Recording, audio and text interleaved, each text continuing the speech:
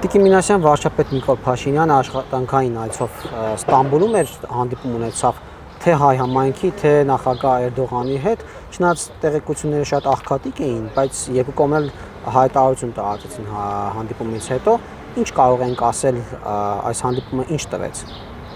Մեծ հաշվով հանդիպումը անարդյունավետ հանդիպում էր եւ կարելի է ասել, եթե զուտ արդյունքների տեսանկյունից դիտարկենք, ոչինչ չտվեց, որովհետեւ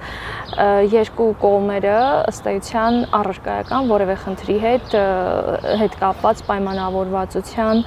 չեն եկել, հետևաբար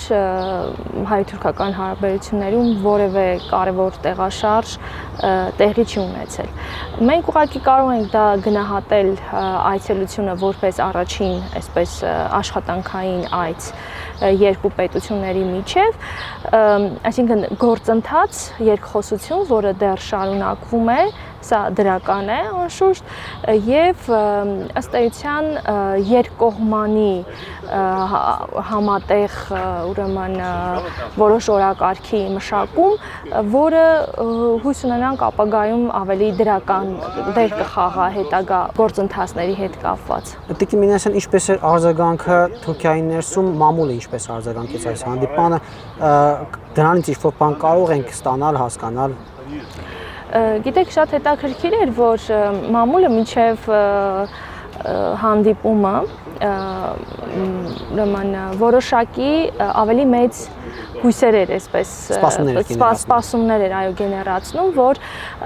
քանի որ առաջին այս ձևաչափով հանդիպումն է, ապա շատ հնարավոր է, որ կողմերը ինչ-որ կոնկրետ համաձայնության եկել են խնդիրների հետ կապված եւ որոշները անգամ նշում էին, որ կարող է լինել համաձայնություն, կարող է լինել արդեն սահմանի բացում եւ այնտեղ մասնավորապես երկու կետ նշում էին իրենք, որ երրորդ երկրների քաղաքացիների համար սահմանը կբացվի եւ ուղիղ բեռնափոխադրումների իրականացման համար կբացվի։ Բայց հետագայում մենք տեսանք, որ անգամ համատեղ հայտարարություն չեղավ, այսինքն սա վկայում է նրա մասին, որ կողմերը որևէ խնդրի հետ, հարցի հետ կապված համաձայնության չէին եկել ըստ էության, եւ մամուլը ինչպես մեզ մոտ այնտեղ նույնպես որոշակի արդեն վերապահումներով մոտեցավ գործընթացին եւ սա նաեւ արտահայտվեց նրանով, որ էության մեջ մենք որևէ վերլուծական բնույթի նյութ որպես այդպիսին մինչև այս պահը չեղավ։ Այսինքն ամեն ինչ այնքան վաղուց ասվել է, ամեն խնդրի հետ կապված այնքան ուրեմն քննարկումներ եղել են եւ կարծես թե այս պահին բաց բան չի մնացել, այսպես ասեմ, որ խնդիրը որ կարելի է քննարկել։ Այսինքն խոսքը հարաբերությունների ուղիղ կարգավորմանը պետք է վերաբերվի արդեն։ Այսինքն Տիկին Մինասյան, կարող ենք ասել, որ հանդիպումը տվեց այն, որ երկու կողմերը իրենց դիրքորոշումները կարողացան հայտնել միմյանց, հասկանալ, լսել, արձագանքել եւ վերջ։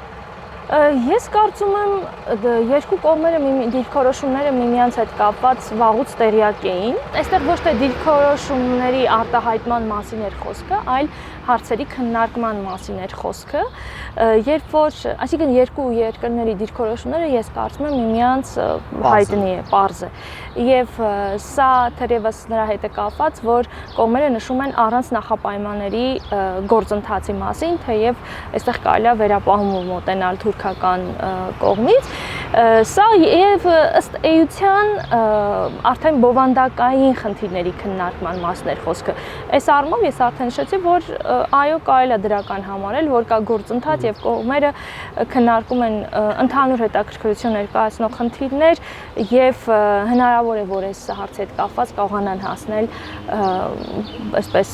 համաձայնության կամ համատեղ որոշակի ծրագրերի ներկայացման։ Մի մասը հանդիպումը քննարկելիս ասում են, որ սա ձևական էր հիմնականում արևմուտքին լրացնելու մասին էր, որովհետեւ արևմուտքից Թուրքիայի վրա կա ճնշում, որ հարաբերությունների կարգավորի ճանապարհներ ապաշրջափակեն, որպեսզի միջին միջանցքը բացվի եւ այլն, սա ուղղակի ժեստ էր արևմուտքին, որ տեսեք, ես անում եմ քայլեր։ Մյուս կողմից նաեւ պնդումներ կան, որ Իրանը Իսրայելը այս շատ լարված պահին էր այդ հանդիպումը կայանում եւ եթե այն կարևորություն չունենար Թուրքիայի համար լիներ միայն ուղղակի դա PR կամ արևմուտքին ցուցադրելու բան, ապա չէր տեղ ունենա այդ օրերին։ Այսինքն կարևորություն տվել է Թուրքիան, որ այդ հանդիպումը այդ օրերին է տեղի ունեցել։ Ձեր կարծիքը ո՞րն է այս մասով։ Տեսեք, իրականում օրվա հետ կապված դա չեմ կարծում, որ այդքան պայմանավորված էր Իրան-Իսրայել հակամարտությամբ, այսինքն ըստ էության ռազմական գործողությունների սկսմամբ, որովհետև հրավերը մինչ հայտ էր եղել ըստ էության, երբ որ Հայաստանի վարչապետը ուրեմն Կուրբան Բայրամի հետ կապված զանգել էր Էրդողանին, շնորհավորել էր Թուրքիային եւ այդտեղից էլ հենց այդտեղ էլ եղել է աշխատանքային այցի առաջարկությունը։ Այսինքն սա գործընթաց է եւ մենք կարող ենք նշել, որ տարբեր գործոններ այս գործընթացին խթանել են կամ հակառակը կարող են դանդաղեցնել, բայց այնուամենայնիվ գործընթացը եղել է։ Գիտեք, բոլոր կողմերից ծայրահեղությունների մեջ ընկնել պետք չի։ Այո, Թուրքիան որոշ առումով արևմուտքին ցույց է տալիս, որ կա որոշակի գործընթաց եւ իրենք պատրաստական են, որոշակի կառուցողական են, այո, պատրաստական են խնդիրների քննարկման, ուղղակի դրա համար երկար ժամանակ է պահանջվում եւ թերևս այստեղ ամենակարևորը այս առումով պետքա դիտարկել այն, թե նրանք ինչպես ըստ էության ընդունեցին Հայաստանի վարչապետին, այսինքն պաշտոնական բոլոր արարողակարգին համապատասխան։ Մյուս կողմից, այո, Իրան-Իսրայել հակամարտությունը եւ տարածաշրջանում ընդհանրապես լարված իրադրությունը եւս կարևոր քայլ է այդ երկխոսության, գուցե արդեն ավելի բովանդակային խնդիրների քննարկման տեսանկյունից,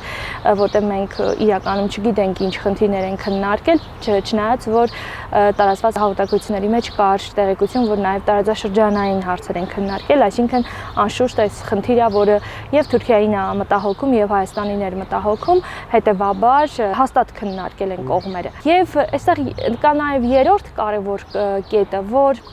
2020 թվականի իրադարձություններից հետո, պատերազմից հետո մասնավորապես Թուրքիան իր դիրքերն ամրապնդել է մեր տարածաշրջանում եւ սա նաև պետքա դիտարկել այդ համատեքստում, որ Թուրքիան ինչ-որ առումով փորձում է իր վրա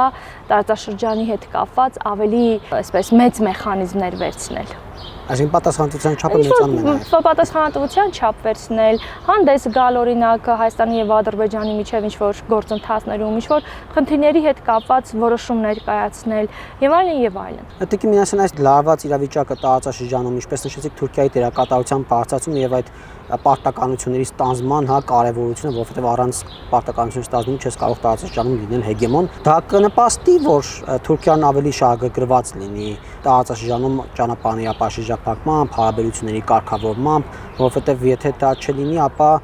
հասկանալի է, որ առանց ենթակառուցվածքների դժվար կլինի, հաշվի առնելով նաև Իրանում եւ Ռուսաստանում այդ սահմանափակումները, որոնք առանց պայմանավորվածությունների երբեմն փակվում են նույնիսկ օդային տարածքները, այս ճանապարհը շատ ավելի կարևոր է դառնում։ Տեսեք, ընդհանրապես Թուրքիայի ռազմավարության մեջ ճանապարհները, երթուղին ընդհանրապես կոմունիկացիաները շատ մեծ տեղ են գրավում եւ Թուրքիան ինքը ավելի շատ ուրեմն դիրքավորվել է որպես կամուրջ հենց ճանապարհների իմաստով արևելքի ու արևմուտքի միջև, այսինքն այս դեպքում Չինաստանից դեպի Եվրոպա գնացող եւ հենց միջանցնել այդ նպատակին է ծառայում։ Իհարկե Թուրքիան ունի մեծ հետաքրքրություն։ Թուրքիան դեռ 2000-ականների սկզբից է ունեցել նման հետաքրքրություններ եւ դա զուտ ճանապարհներով չի սահմանափակվում, դա նաև երկաթուղիներ, նավթամուղեր, էներգետիկ տարբեր ծրագրեր եւ այլն։ Այստեղ շատ կարևոր է նաև այս համատեքստում թուրքական ինտեգրացիայի հետ կապված ուրեմն խնդիրները եւ Ադրբեջանի ներկայացրած պայմանները, այսպես կոչված Զանգեզուրի միջանցքի հետ կապված։ Այսինքն այս բոլորը այո Թուրքիային շատ հետաքրքիր է։ Թուրքիան հետագայում եւս քայլեր կձեռնարկի այս ուղղությամբ իր համար ավելի բարենպաստ պայմանների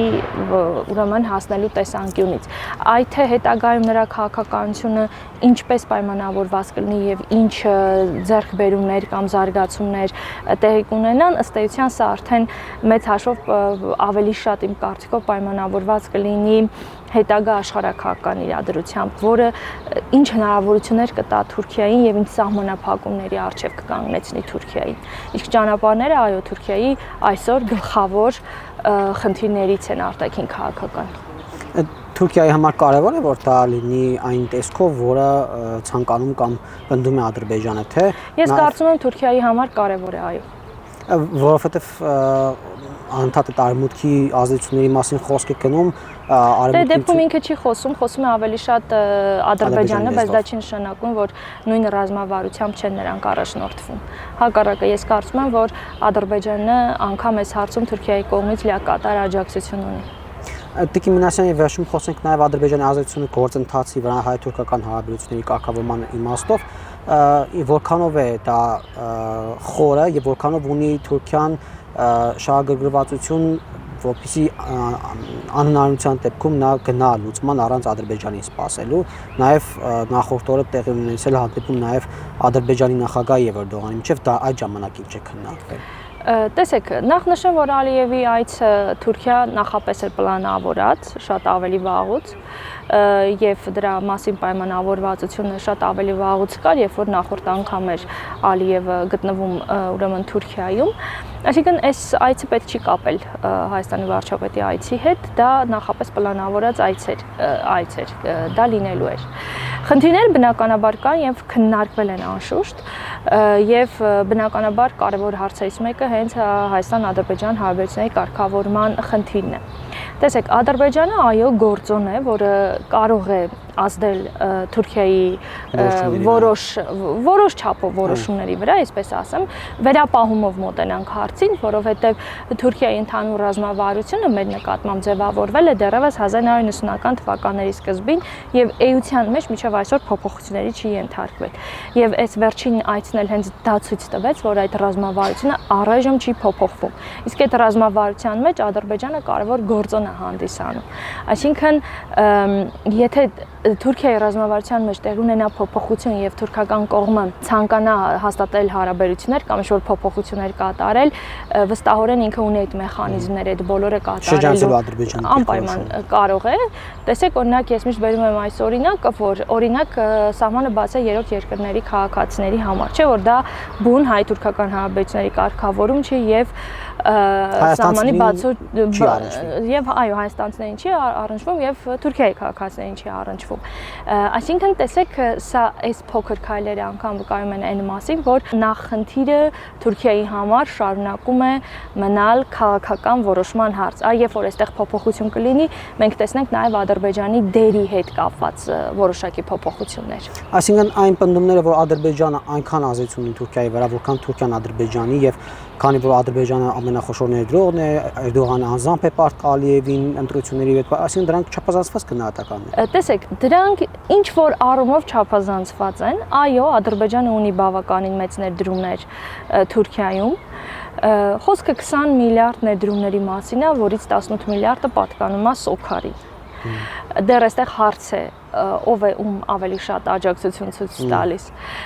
Եվ մոտավորապես այդքան ներդրում էլ ունի Թուրքիան Ադրբեջանում, բայց արդեն ամենատարբեր ոլորտներում այդ ներդրումները եւ ավելի տեսանելի ներդրումներ են, ոչ թե մեկ նավթային ընկերության